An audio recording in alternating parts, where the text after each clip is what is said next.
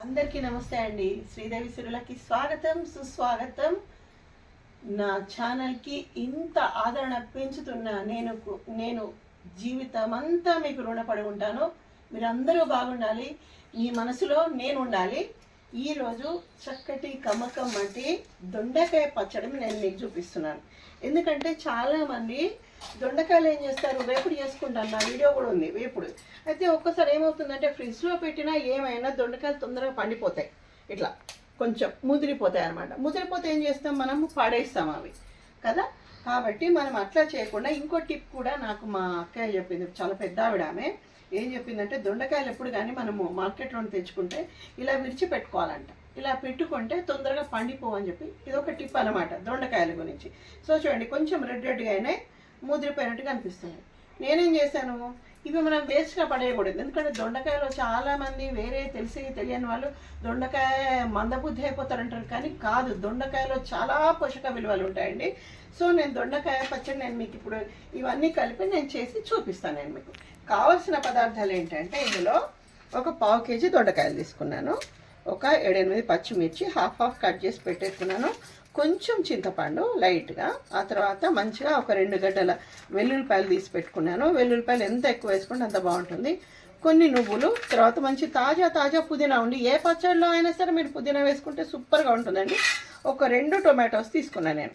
ఇంకా ఆ తర్వాత కావాల్సినవన్నీ ఏముంటుంది, సాల్ట్, ఆయిల్, ఇవన్నీ యాజ్ యూజువల్. సో ఇప్పుడు నేను మీకు స్టవ్ ఆన్ చేసేసి చూపిస్తాను. ఇప్పుడు మనం స్టవ్ వెలిగించేసేసి ప్యాన్ పెట్టేసుకొని ఇప్పుడు ఇందులో ఆయిల్ వేసేసుకుందాం.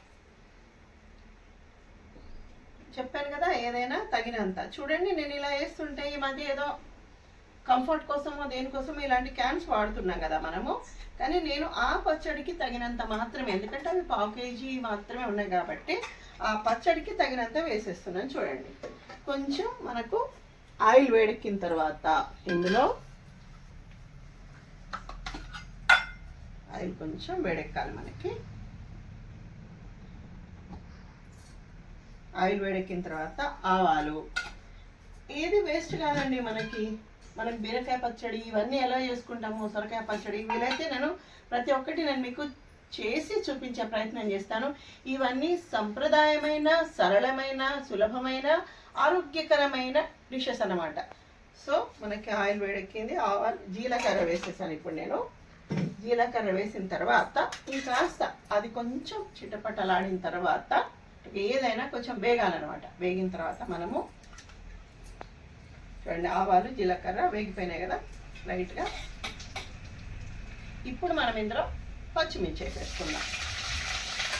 ఇంకా వేసేటప్పుడు కాస్త దూరం, ఏదైనా వంట అయినా ఏదైనా చాలా జాగ్రత్తగా వేయండి, జాగ్రత్తగా మాట్లాడడం, జాగ్రత్తగా చేసుకోవడం, ఇవన్నీ మన జీవితానికి ప్రతి ఒక్కటి అవసరమే. వంటలో చాలా ఉంటుందండి, జీవన సూత్రాలు చాలా ఉంటాయి. సో ఇది పచ్చిమిర్చి మనకు వేయాలి. మరొక్కసారి ఛానల్కి చాలా ఆదరణ పెంచుతున్నారు, చాలా సంతోషంగా ఉంటుంది నాకు. అంటే మనము నవ్వుతూ మాట్లాడము, నవ్వులో ఉన్న అందరి జ్ఞాపకాల్లో నేను ఉండాలి, అందరి చిరునవ్వులో నేను ఉండాలని నాకు కాస. సో పచ్చిమిర్చి వేగ లోపల ఒక చక్కటి పాట, నాకు ఒక అందమైన మనవడు ఉన్నారు.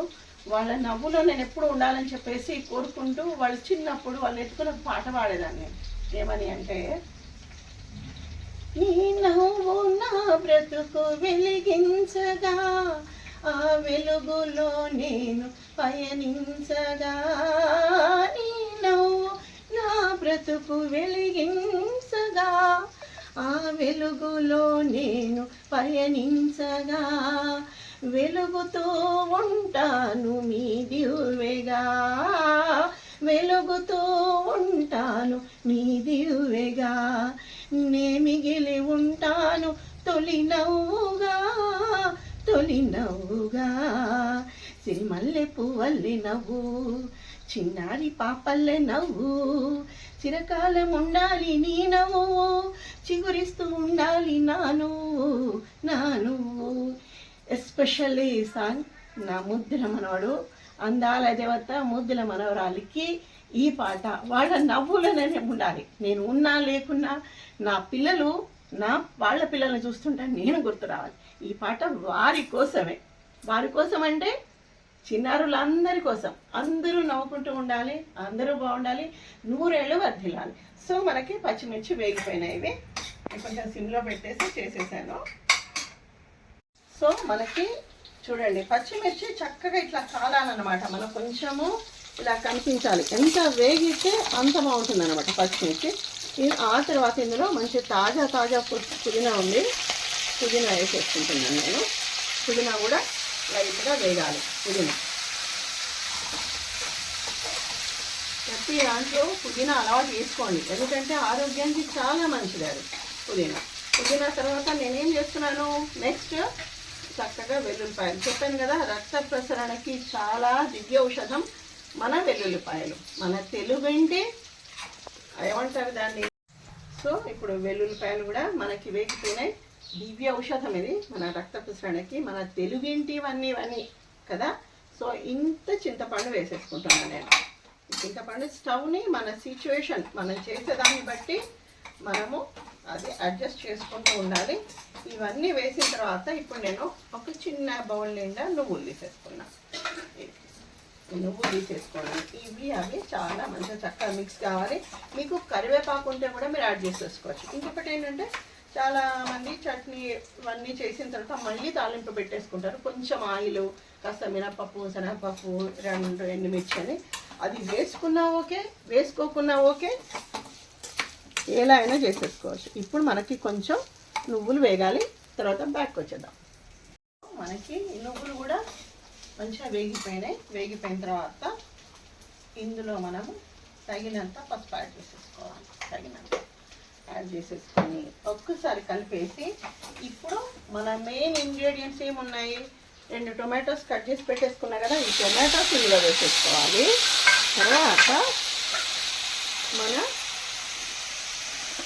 విఐపి దొండకాయ. మనం ఏ పదార్థం చేస్తామో, ఏ వంట చేస్తామో అది మనకి విఐపి అనమాట.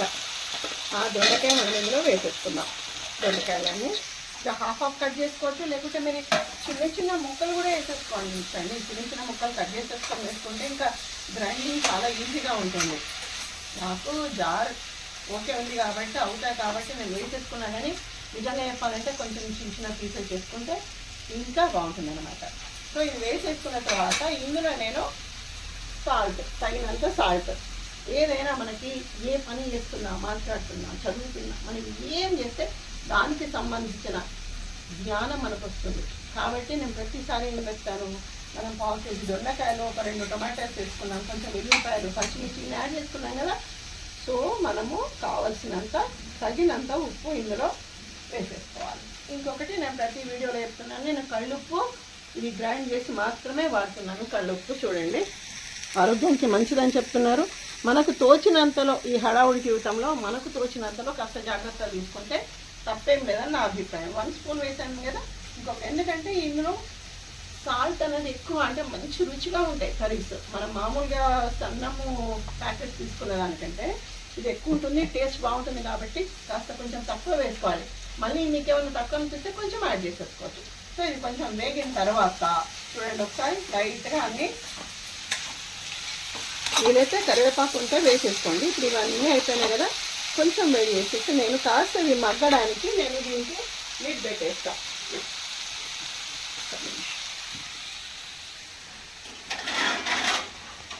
ఇది మూత పెట్టేస్తాను. అది కొంచెం మగ్గిన తర్వాత వాటర్ అవసరం లేదు, ఒక అవసరం అనుకుంటే జస్ట్ ఒక కొన్ని డ్రాప్స్ కొన్ని వేసేసుకుంటే అది మన గ్రైండింగ్ ఈజీ అయిపోతుంది. సో అది మగ్గిన తర్వాత మళ్ళీ మనం బ్యాక్ వచ్చేద్దాం. సో నేను మీకు చూపించలేదు కానీ లైట్, ఎలాగో చింతపండు వేసాం కాబట్టి అది కూడా కొంచెం మెల్ట్ కావాలన్నా మనం కొంచెం లైట్గా వాటర్ వేసేసుకొని ఇది బాగా కలిపేసుకుంటే, సో మనకి ఇవన్నీ మగ్గిపోయినాయి. ఇవన్నీ ఇంకా ముక్కలు కోసుకుంటే ఇంకా బెటర్గా ఉంటుంది. సో ఇప్పుడు ఇది చల్లారిన తర్వాత నేను గ్రైండ్ చేసేసి మీకు చూపించేస్తా. అప్పటికి మనకి దొండకాయ పచ్చడి రెడీ అవుతుంది. సో అద్భుతమైన పాటతో అమోఘమైన రుచి కలిగిన దొండకాయ పచ్చడి.